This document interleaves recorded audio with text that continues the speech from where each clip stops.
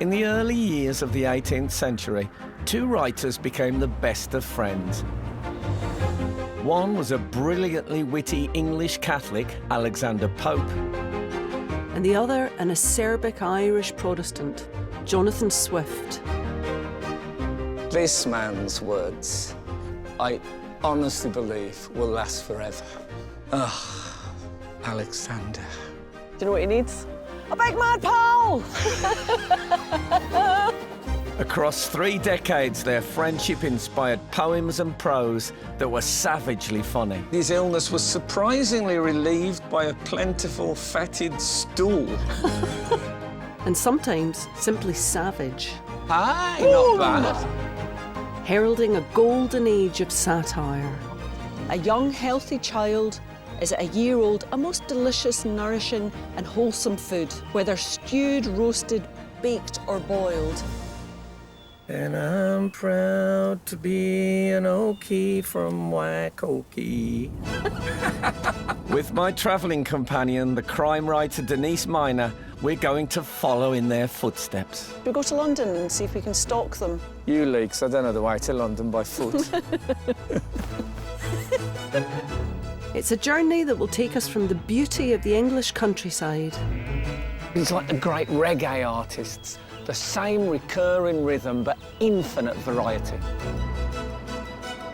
To Georgian London. Oh God, there's cobwebs, I'm not having that. And Ireland's capital, Dublin, where Swift is seen as a national hero today. There's a reward out for the author of this pamphlet. Everyone knows it's him, no one gives him up.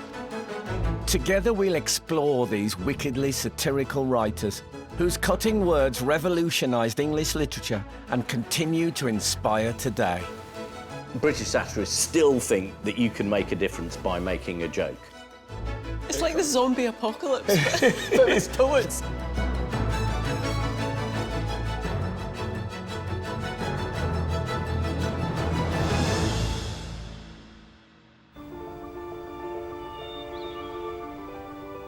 I'm in Twickenham, famous for rugby, which I don't much care for, and the poet Alexander Pope, who I absolutely love. He is the second most quoted person in the Oxford Book of Quotations after Shakespeare. So yes, you damn well should have heard of him. But what quotations, I hear you ask? If only I had them written down somewhere. I'll check the benches. Who breaks a butterfly upon a wheel? That was used as a headline in a Rolling Stones news story. A little learning is a dangerous thing. Fools rush in where angels fear to tread. To err is human, to forgive divine. And there's even a Jim Carrey movie, Eternal Sunshine of the Spotless Mind. To create quotations that people really remember, they have to be well-crafted and balanced. They need to be true, but also they need a special something. And the writer of these had a special something.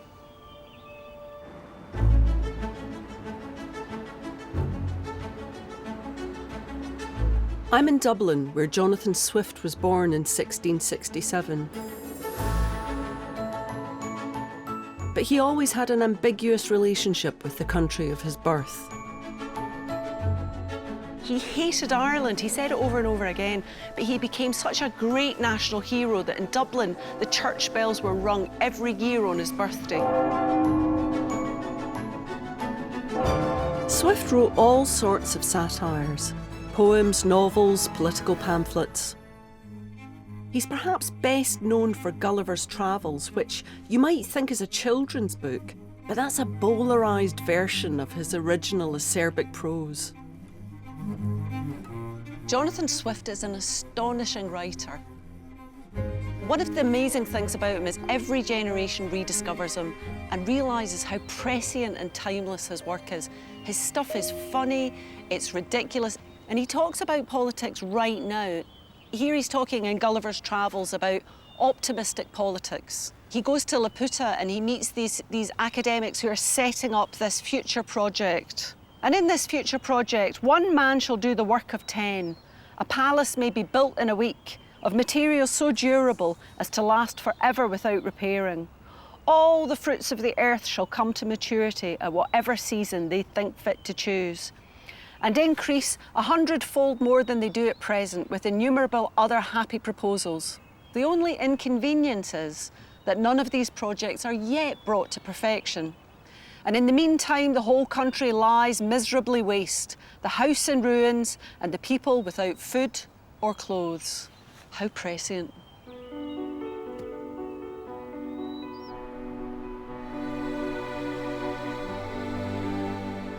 Pope was born in 1688, the year of the Glorious Revolution, which saw the Catholic King James deposed and replaced by his Protestant daughter Mary and her husband William of Orange. It wasn't a good time for Catholics. You couldn't live within 10 miles of Hyde Park Corner if you were a Catholic. You couldn't inherit property if you were a Catholic. You couldn't go to most schools if you were a Catholic. You couldn't be in Parliament. You could only own a horse up to a certain value. I'm guessing they were worried about the quick getaway.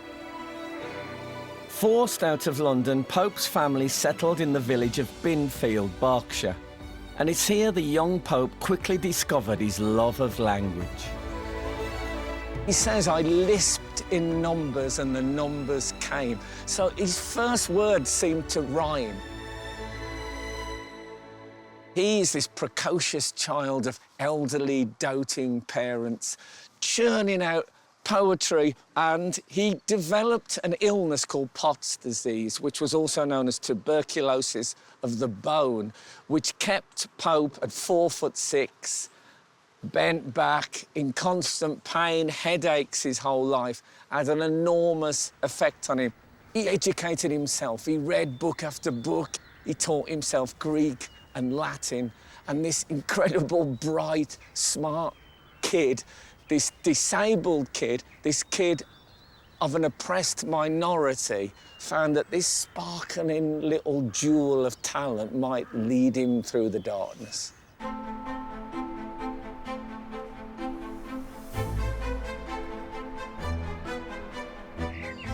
Swift was the son of Anglo-Irish Protestants, but his father died before he was born and his mother returned to England, leaving him in the care of relatives. After an unremarkable period of study at Dublin's Trinity College, he sought out a position in the Church of England. Swift was an Anglican priest in Ireland. This is one of his churches, Ahar, in the parish of Larricker.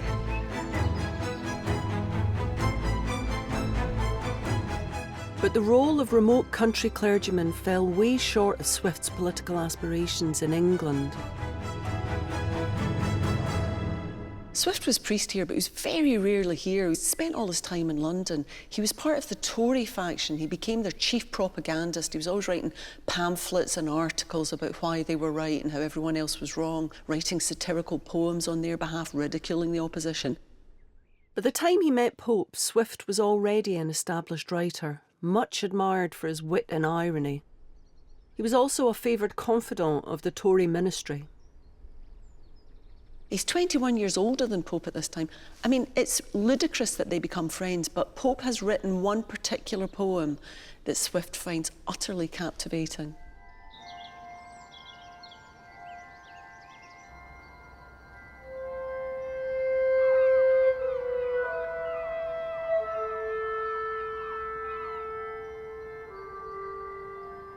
So this is Windsor Forest, and this is Windsor Forest, the poem.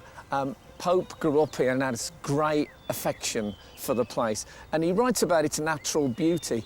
Here waving groves, a checkered scene display, and part admit and part exclude the day.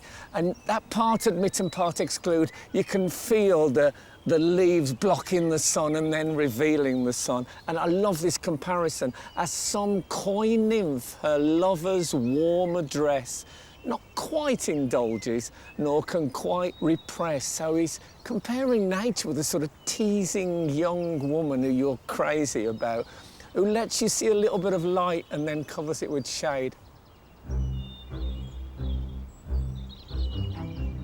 Windsor Forest is a love letter to Pope's childhood, But it's also, perhaps surprisingly, a hymn to the British monarch. Pope goes through a list of kings and queens who have wandered this forest. He excludes the Tudors because, like many Catholics, including myself, still a bit sniffy about the Reformation. But then he gets to the current queen, and he talks about poor old England has been through plague, through the Great Fire of London, been through a civil war, but now Anne has saved us. This is England, poor England. She saw her sons with purple deaths expire, her sacred domes involved in rolling fire, a dreadful series of intestine wars, civil wars, inglorious triumphs and dishonest scars. At length, great Anna said, "Let discord cease." She said, the world obeyed, and all was peace. There's got to be a job in this for Pope. The poem was published in 1713, the same year Queen Anne signed the Treaty of Utrecht, marking the end of the War of the Spanish Succession. In Parliament, the war had caused bitter dissent between the Whigs, who saw the treaty as a compromise, and the Tories, like Swift, who were supportive of Anne's peace deal. So I can see why people think Windsor Forest is a political poem, because it celebrates the Peace of Utrecht, which is largely a Tory achievement, because it celebrates the Queen. But I think Pope is celebrating peace and the beautiful, blissful countryside in general. However, if a Tory at the time read this poem, I can well imagine them thinking, this Pope guy is one of ours.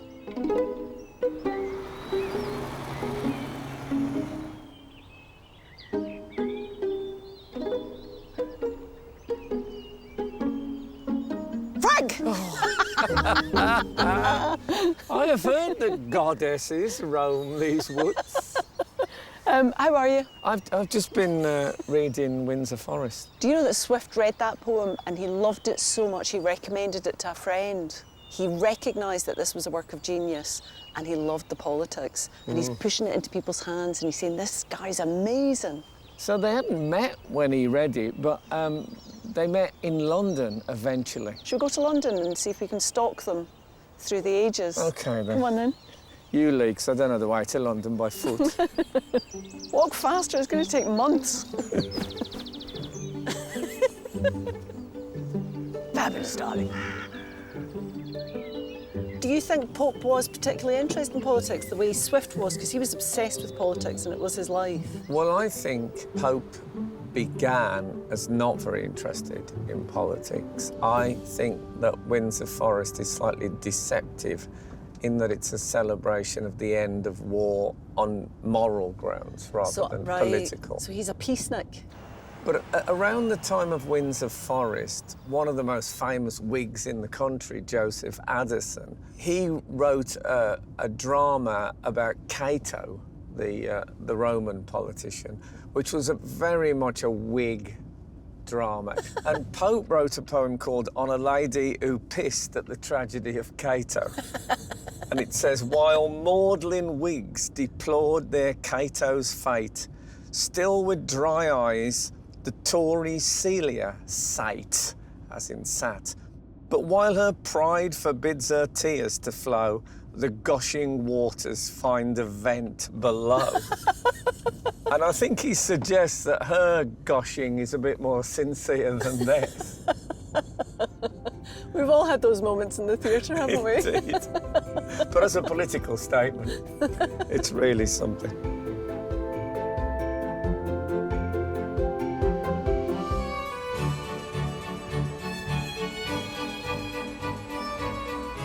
Not much is known about Pope and Swift's first encounter in London, but it's fair to say it probably involved coffee. So famously, all the wits and literary types in 18th century London used to meet in Botton's Coffee House, which, incredibly, is still a coffee house.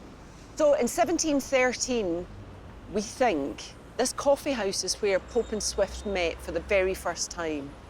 And now it's a Starbucks. But I'm glad they're still selling coffee there. But in this one, in Bottoms, you imagine it must have been great, all those literary guys and all exchanging there. And it's a bit of a toxic place, I think, a lot of the time. It's toxic masculinity to the nth degree, but what they're competing about is being clever, which is fantastic. It's like pub quiz, that kind of energy. And they all egg each other on, and then they drink grotesque amounts of caffeine. And in this caffeine-fueled environment, Pope and Swift could vent their mutual contempt for the world, and a new wave of British satire evolved, which continues to this day. You went to a public space, and this was the place that young intellectuals went in order to hear the sound of their own voices. And in those places, you can mix with politicians and cartoonists, illustrators, artists. It reminds me a bit of the Comedy Store dressing room. You'd sit in there, there'd be the older, established comics when you'd be a bit nervy. And part of it is the joy of just a bunch of funny, bright people just bouncing off each other. Yeah. But there's a really lovely story about when Swift first came to London, and he's going to these coffee houses, and he sort of goes in and makes a joke that doesn't land and then leaves. We've all done that. If only I just left, I have another go and then another go. Yeah, and then they leave. Yeah, exactly. Never quite sure if I totally understand the tight definition of satire. Do you have one? Putting the comic boot in. OK. Is that tight enough? Yeah. People, they imagine satirists are left-wing members of the Communist Party who want revolution immediately. They never are. Yeah. You know, Swift was, you know, he's a dean in the Church of Ireland. Yeah, and a high Tory. And the rebellious thing to do was to be anti the Whigs. It was to be a Tory. So Swift and Pope and their mates were all a group of rebels in their own eyes against what was a sort of over-powerful state. Do you feel that, though? Is that what, as a satirist, do you feel you're part of that? I do, entirely. I feel very much part of the British tradition of satire, from Pope, Swift, Dryden, you know, right the way through. I mean, when I was first working on Spitting Image, we got in terrible trouble for a sketch about Norman Tebbit, suggesting that the unemployed should eat themselves.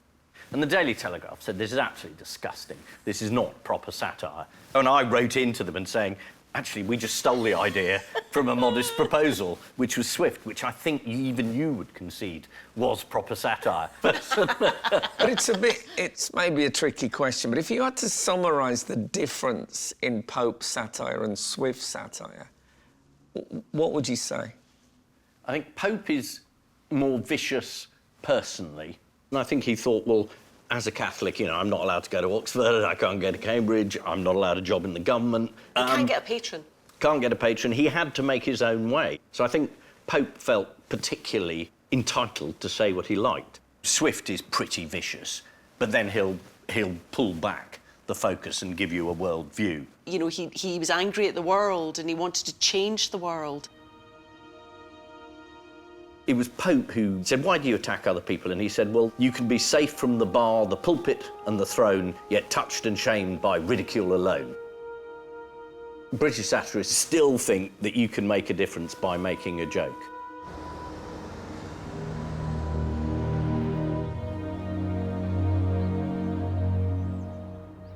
Despite their many differences, Pope and Swift's desire to challenge the world with their writing ignited their friendship and a lifetime of mutual inspiration.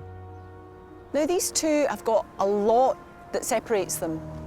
Swift is Church of Ireland, he's an Anglican. Yeah, Pope is a Roman Catholic. And the religion thing is a big thing. It's a big, big difference between them. There's the famous story of Swift offering Pope £20 to convert to Anglicanism. But I don't think for a second that was a real... I think it was a joke. First and foremost, they really, really respected each other's artistry. And then I think it grew from there. I think one of the things that really, really draws them together is their apparent misanthropy. And actually, Swift says at one point, drown the world. I am not content with despising it, but I would anger it. I don't quite buy into the fact that Pope was a misanthrope. I think Swift was, and I think Pope was a big fan of Swift and he wanted Swift to like him. Right. I'll give you a quote which I think sums it up. And this is when Pope showed Swift some of the work he'd been doing. And he says, please read this, then you shall have no reason to complain of me for want of a generous disdain of the world. Now that sounds like he's so keen to impress Swift that brings out the satirist in him, it brings out the misanthrope in him. Lady Orrery, who knew them both quite well, said Swift loved Pope, but Pope loved and feared Swift. Oh, yeah, I'm sure that's true. So I think everybody that knew Swift was a little bit, one aspect would they'd be a bit frightened of him. He's the daddy now, isn't he? Yeah. He is the daddy now.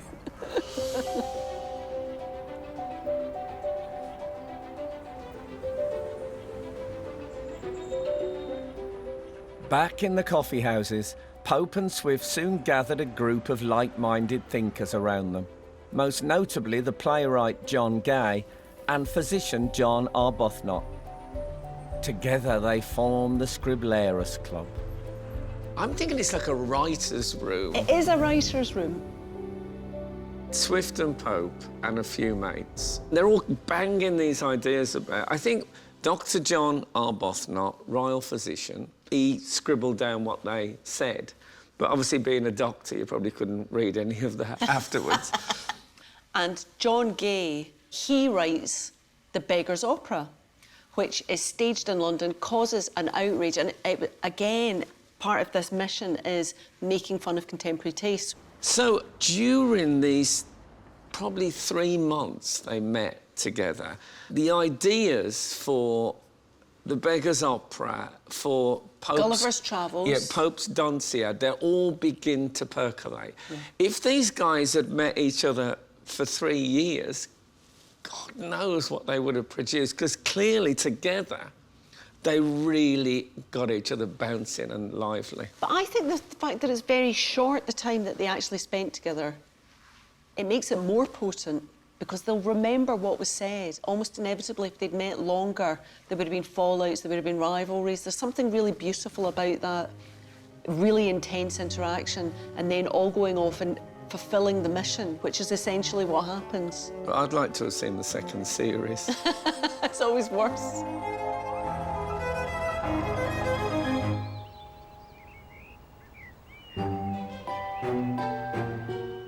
Pope and Swift would become the most celebrated satirists of the age, but Pope was also the master of a particular poetic style. So if we're going to talk about Alexander Pope's poetry, we need to talk about heroic couplets. That's what he almost exclusively wrote in. What is an heroic couplet, I hear you say? Well, I've got a stick, OK? I want you to imagine 2 syllables, one that's a bit delicate and one that's a bit harder. D, d.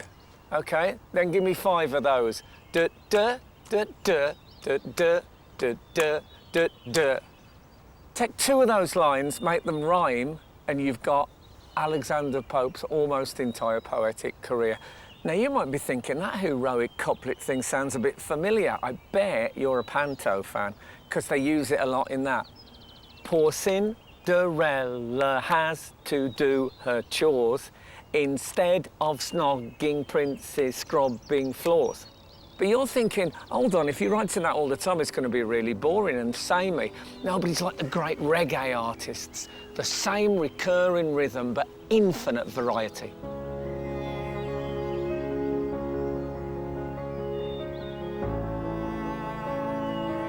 In probably his biggest satirical hit, Pope not only took a vicious swipe at London's high society, but turned a trivial tale into a mock-heroic epic. Inspired by a real-life tiff when a young aristocrat, Arabella Fermor, had a lock of her hair removed by a suitor, The Rape of the Lock sold over 3,000 copies in less than a week.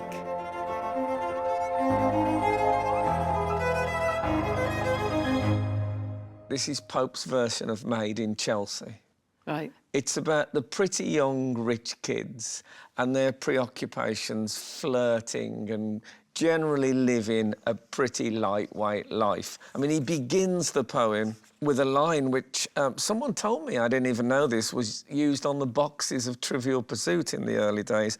What mighty contests rise from trivial things. I'll give you a par exemple, as they say on the continent. A third interprets motions, looks and eyes. At every word a reputation dies, so it's malicious gossip.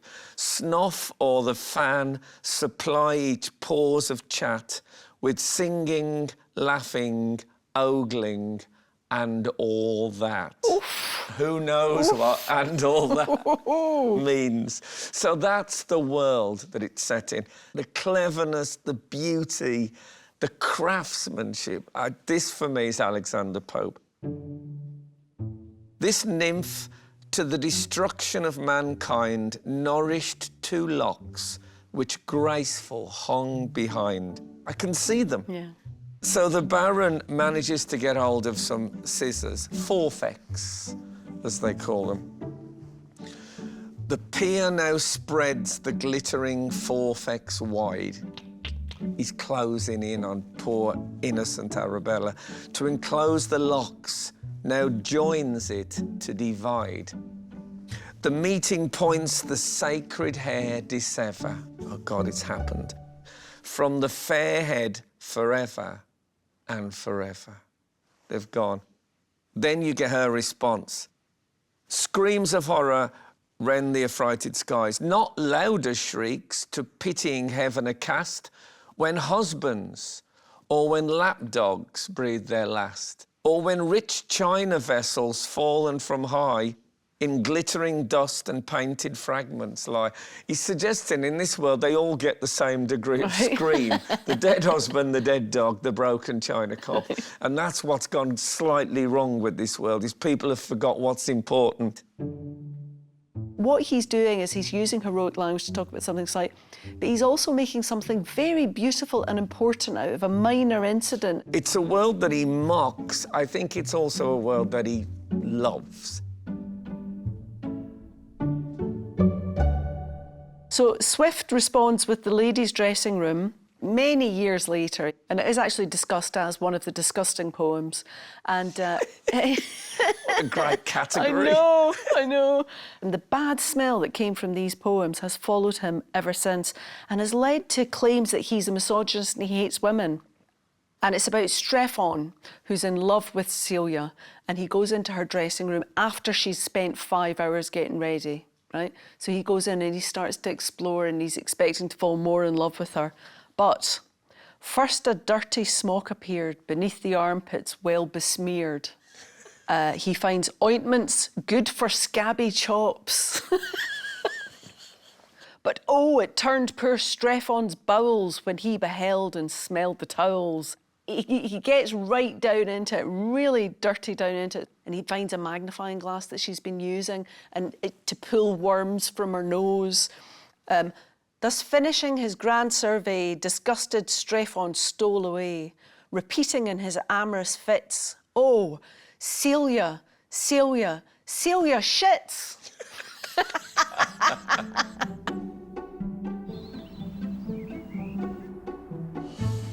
I think there's points in it where you really feel like Swift is loving writing it. And no matter how horrible the stuff he's talking about, it feels great on your lips just to read it out loud. I think the poem is basically Tracy Emin's Bed. It is! Oh Many my God, hundreds of yes. years earlier. That's what he's doing. He's saying this is the truth, but you can still make art out of it. But they're very different. Very different And it feels ways. like they're using a different instrument almost. One of the things I love about Pope is his precision. It's the way his poetry is so fabulously put together, so polished, the way it works like a well-oiled machine. But Swift's isn't really like that. Swift's poetry, I think he's almost sort of got a Shakespearean wildness Yeah. He's not always that bothered if it doesn't quite scan and that. See, I think Swift's poetry is to be read and heard, and Pope's is to be read on the page. Well, I used to do a TV show with artists, and there were artists who started off with a carefully sketched pencil drawing, and they used a ruler and they got it absolutely where they wanted it before they started painting. And there was ones that just attacked the canvas with a great splash of thick, gooey colour. And I think Pope would have been there with the careful pencil drawing, and Swift would have burst through the canvas. exactly.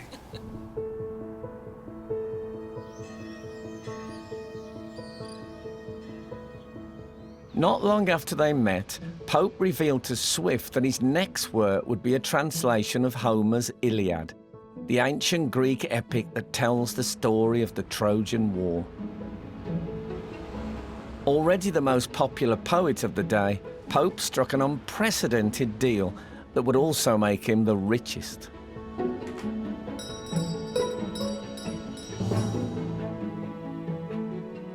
In those days, publishers really had what my dad used to call the whip hand.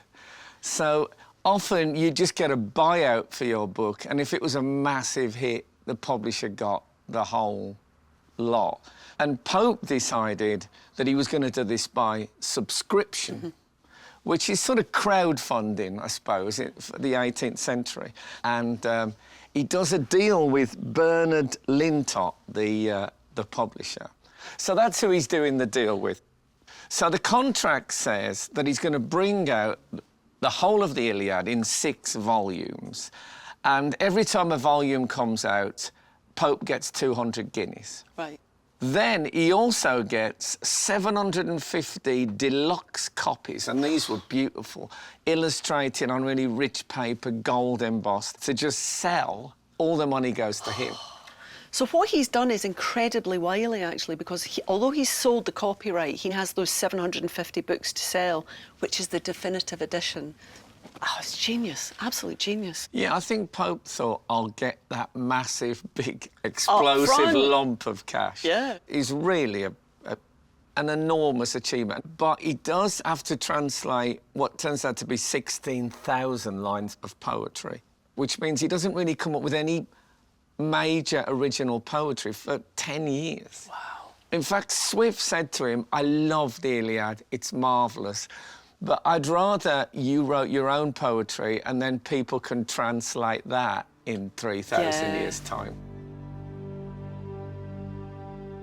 When it comes out, it's an enormous hit. And he made an absolute packet out of it. It makes Pope. Yeah. He was big, but now he's massive.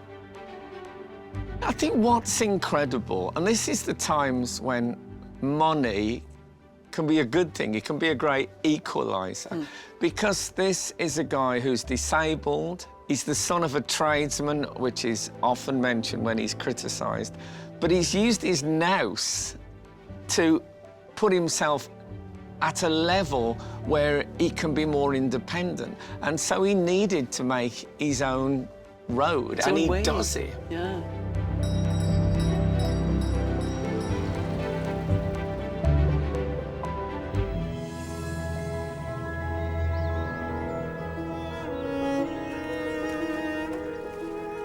Pope's landmark publishing deal enabled him to create the home of his dreams in Twickenham, on the banks of the River Thames.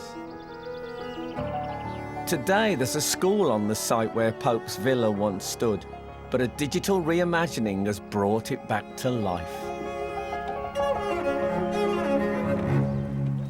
When you get out of the boat, that's what you see, the entrance to the house. There's the dog, Bounce, one of the many bounces that Pope had. He had these classical busts. Homer, Marcus Aurelius, Cicero, and Virgil, of course. He's so pretentious. I have to say, he's so pretentious. And his classical allusions. I think once you've translated the whole of the Iliad, you can... You get more than a badge and a balloon. Yeah, exactly. Yeah. Exactly. Right, so the Pope's villa and his garden is all completely destroyed. The only thing that's left is the cellar, the grotto and the tunnel. So I've been trying to recreate what it would have been like in the 1740. There's the arch leading into the cellar. So you go into the grotto and then out on the far side. And this is what you would see. This is a fabulous journey Yes. through time. I'm excited. Now, this was all designed by Pope, so he was very opinionated about gardening styles. Oh, yes. One of my favourite things about Pope is he's really hated topiary. Yeah. Great thing to get angry about, though, isn't it? Yeah. So what sources are you using for this, though? Because there's not that many representations, is there? Very few, yeah. This, I must show you, because it's the only image we have that was drawn in the garden at the time. Right. And it's by William Kent, the architect. And it's the Shell Temple, And it's the isn't it? Shell Temple. You see there's a man there holding a palette and brushes. That's William Kent himself. The man next to him, hunchbacked, shorter, with a stick, that's Pope. Wow. So you'd come out and the Shell Temple begins to appear at the end. Beautiful. in shells. Wow, look at that. The Shell Temple It's in like its the glory. Martian ships in War of the Worlds. Look cool. at it. Yeah, It it's is quite just cool. the most sort of like baroque kind of thing. He's absolutely plastered it with Yeah. stuff. I bet people who went past on the boat must have said, that's Pope's place. I Yeah. think, Oh, seeing yes. if they could I- see no. him wandering about Yeah, and stuff. it was very famous, and people came from all over the world. I mean, he was definitely part of the landscape. The villa was tragically demolished in 1808, but there's one part of Pope's unique design which survives today. His underground grotto. Amber, is that amber? Look at that. These are amazing.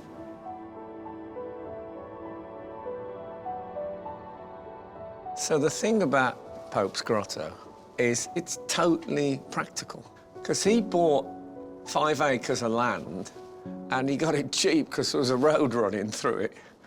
And if you're a big celebrity poet, you don't really want a public highway. So in this way, you come off the river, you go into the tunnel. Right. The road's up here, and when you come out, you're in his lovely garden. Right. And he thought, well, if I'm going to have that, I might as well go full grot. And then all his mates started bringing him minerals and stuff that they'd seen in their travels around the world, and everything that came back got stuck on the wall. He used to light it in such a way with the candles that the lights would sparkle around the whole grotto and catch all these crystals. And you'll see the sparkling stuff happening everywhere. All these fossils, bits of coral. Shells. And that is just like glass over rock. There's a geologist watching this going, it's not glass over rock. Oh, you know, obviously. No. There won't be any geologists No, watching there won't this. be, no. And this is an interesting bit. There's a drawing of Pope, and he's there on a desk working. It looks a bit posed, but even so, I don't know if he actually worked down here, but I like to think he did. And up there was 3 mirrors here, 1, 2, 3, and there's one of Pope's original mirrors. So what was the purpose of that, to reflect light to light the room? Yeah, so apparently in here, they formed a camera obscura. So they were able to see the boats on the river reflected. Whoa! They had the light passing through a keyhole. And then this would have been the end of the grotto. Right. And then you go out here, this is a gravel path, and it goes up into Pope's garden. I have to say, when you said he had a grotto, I thought, that's a waste of money. Yeah. Pretty boss, isn't it? But man, I love it.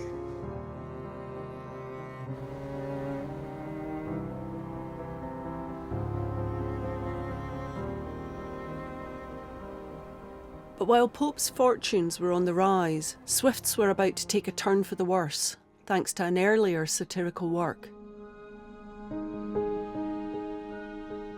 A Tale of a Tub caused a huge stir when it was first published anonymously in 1704. The book was a blistering attack on the corruption of all religion and society.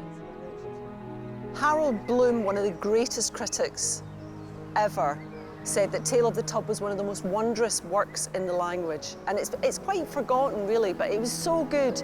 And it's basically a story about three brothers representing Catholicism, Anglicanism, and Presbyterianism.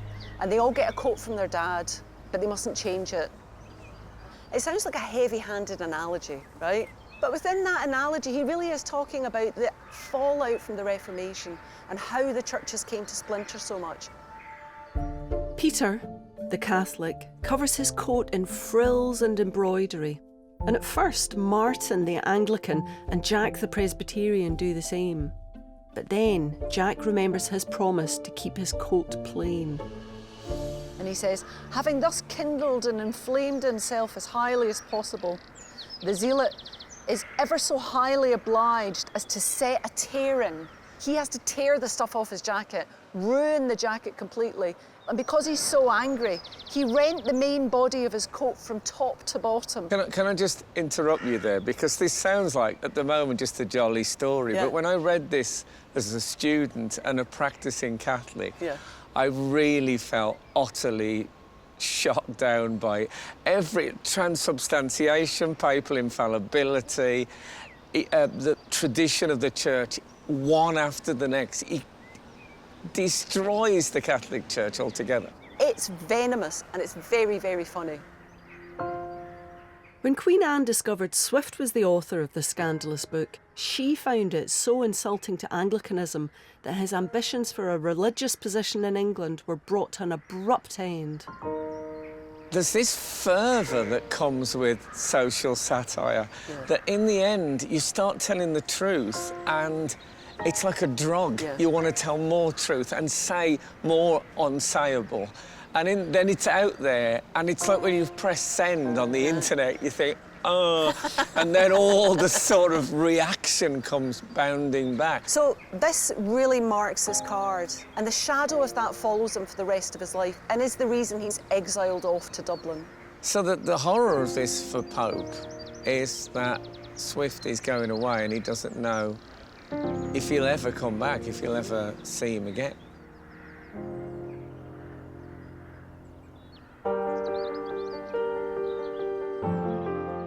Just a year after they'd met, Pope and Swift's new friendship was to face its biggest challenge. Don't worry, Bab, it's going to be all right. But distance would only deepen their affection for each other. I may say you have used me more cruelly than you have done any other man. You have made it more impossible for me to live at ease without you. I'm gathering up my luggage and preparing for my journey, for so long as I shall be, in spite of my heart, entirely yours. Next time, Pope makes a new enemy. Sherlock Holmes wouldn't be the same without Moriarty, and Pope wouldn't be the same without Edmund Curll. Swift picks up his pen to defend the people of Ireland. He has a vexatious spirit and he cannot stand injustice. And both men have trouble with women. This is heart-wrenching That stuff. feels real. I think he decided in the end that he was married to poetry.